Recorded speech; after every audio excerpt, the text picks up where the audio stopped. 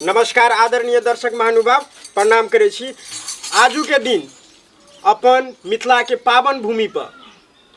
प्रत्येक साल के फागुन महीना में जे होली हमरा सबके परंपरागत रूप से मनाबैत आबि रहल छियै, जे आजू के दिन रामलाल कॉमेडी ग्रुप से रामलाल जी के तरफ से आजू के दिन होली के प्रोग्राम राखल गेल छथि। जे छोट नान होली के प्रोग्राम में ई सब केओ सहभागी भ क आय के कार्यक्रम को सफल बनेबे। जरूर आश है कि अपने सबके नीक लागत आ मनोरंजन उठाब आ बुरा नहीं मानब। होली छिए तो अपन अपन परिचय अपना अपना जगह से किछ काल 2 मिनट 2टा टॉपिक में अपन परिचय समाप्त कर देबे के लेल आग्रह करबेन रामलाल भाईजी से। जी नमस्कार, सादर प्रणाम, हैप्पी होली। दर्शक मान भाव लोकेन, अपने सब जे रामलाल का माया स्नेह आशीर्वाद जे अपने सब दैत एलहुँ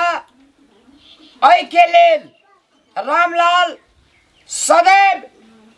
अपने दर्शक मान भाव लोकेन, मिथिलांचल के महानुभाव लोकेन और दूर दरार में 7 समुंदर पार देश विदेश में जता भी मिथिलांचल के लोग सब छथिन, उनका सदैव रामलाल के अपने सबके श्री चरण कमल में रामलाल के सादर प्रणाम रहत। अपने सबके श्री चरण कमल में सदैव रामलाल लीन रहत और जब तक रामलाल का बाजू में दम रहते तब तक अपने सबके सेवा करते रहबे, अपने सबके श्री चरण कमल में पूजा करते रहबे। धन्यवाद, बहुत बहुत धन्यवाद। तकर बाद अहिने हमार बाजा मास्टर पर जे बैसल छथिन उनको से 2 शब्द राखि देबे के लेल आग्रह करबेन। वास्तव में फागुन की महीना ये छै से सबसे महीना से मस्त है। जिस दिन होलिका समाप्त भए गेलै तऽ ब्रह्मा विष्णु शंकर राम कृष्ण सब की कहै छै हुनका उपलक्ष्य में होली की कहै छै मनेलकै, बहुत खुशी से मनेलकै। नवीन जोगिरा में देल छै जय गणेश ध्यान धरू लिखू जोगिरा बाहर आ सब हिल मिल कर गाये फागुन का त्योहार। जय शिव शंकर पार्वती विनय करू कल जोर आ मस्त महीना फागुन का सब लगा दो जोर।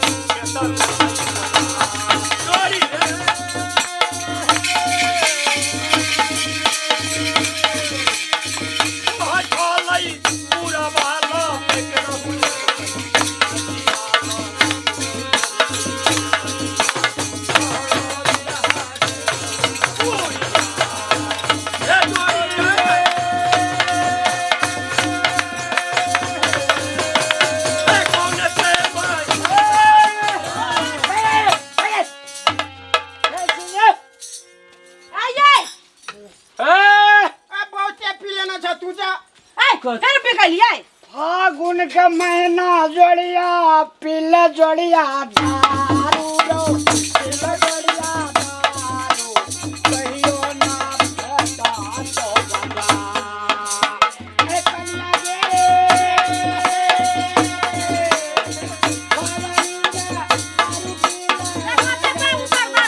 ए बस गाया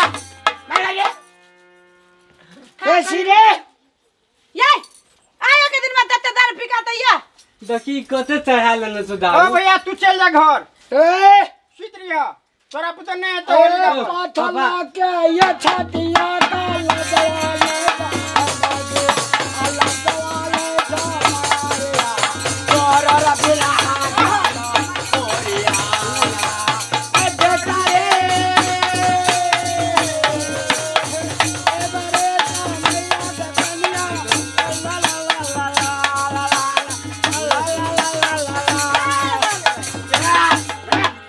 कैसी रे साथे बुझाए पापा ओ बाबू पापा सुसी हमसे रे मुरी मोचरान तन नहीं नहीं गई मैं वो घर के ना तो तू दे छी मुल्का महकै छ एकरा ले जाओ ना होली खाला रहन हो जा बाप जिंदा गानी के कोनो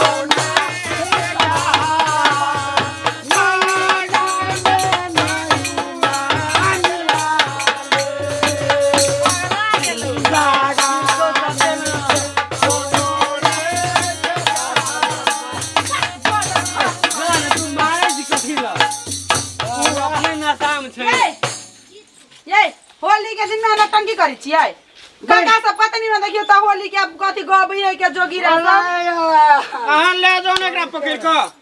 2 ग्राम का तला जे एकर दिमाग के खराब है कौन जनकपुर जिम्मेवारी चला पागल छै एकरा ले जाइए हुआ एकरा ले जाओ महकै बाबू गो चल दारू छोड़ा होली खाला की बाबू के ले जाए ना तू जो ना रे लान जो बाप को उठा का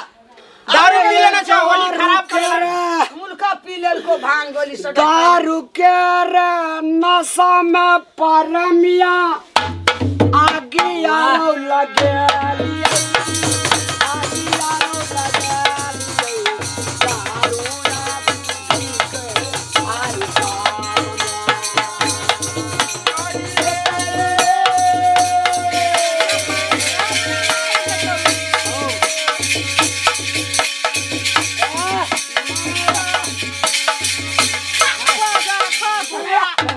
करियो होश में नहीं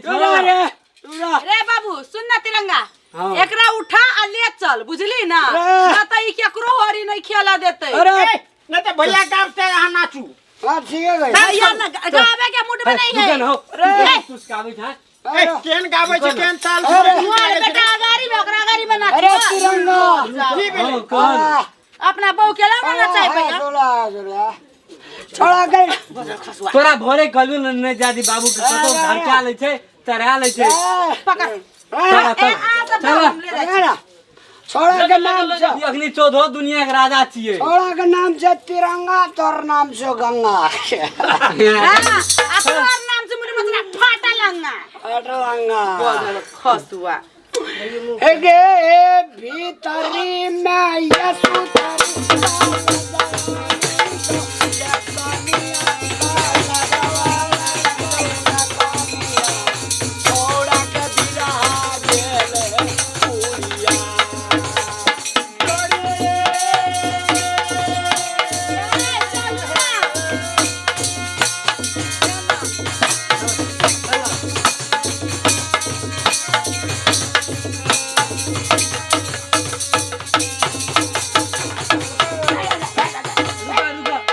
अनाज कैंपस में हम जाए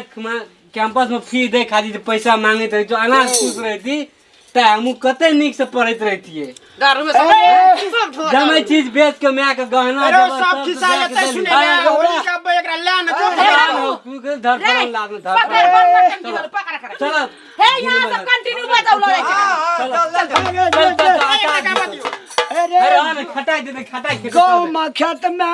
पानी पकड़ न चल लगे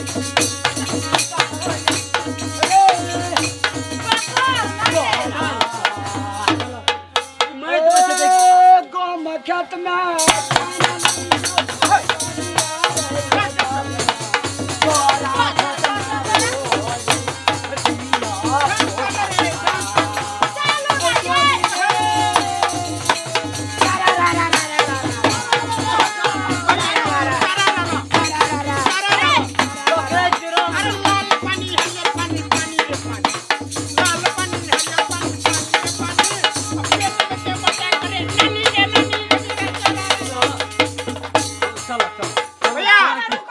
रुका तब बधाई हो ई बजबै ना तेरा दिमाग के ना हिलता है चलो चलू ये चलू ये ई सब एकर खेला तू ए, आगे सुन भोरे ना ई बाजा बस तू जाबे तक सुन ना जब तक बाजा बजतो तब तक कर दिमाग के अंटी ना हिल तो चल ये सब लेकर भोजे आदरणीय दर्शक मान भाव लोग के सादर प्रणाम। अखन जे अपने सब होली के वीडियो जे अपने सब देखलो है, खास करके होली के दिन होली में लोग दारू गाजा भांग इत्यादि चीज खा कर जे होली मनाबे है, एहन प्रकार के नशालु पदार्थ कदापि नहीं खेबाक चाहिए। कियाकि होली के दिन नशा खा कर लोग मस्त मगन में रहे छे। अकस्मात वही दिन अगर कोनो प्रकार के घटना अगर घट जाए छे तो समस्या के समाधान नहीं क्या पावे छे। कियाकि उ तो अपना नशा में रहे छे, ओकरा अपना होश हवास नहीं रहे छे। बहुत सारे चीज क्षति भए जाए छे, जेना कि घर दुआर में आगे लग जाए छे, ककरो अकस्मात बीमारे भए गेले। ताहि दुआरे से दर्शक मान बाप लोग के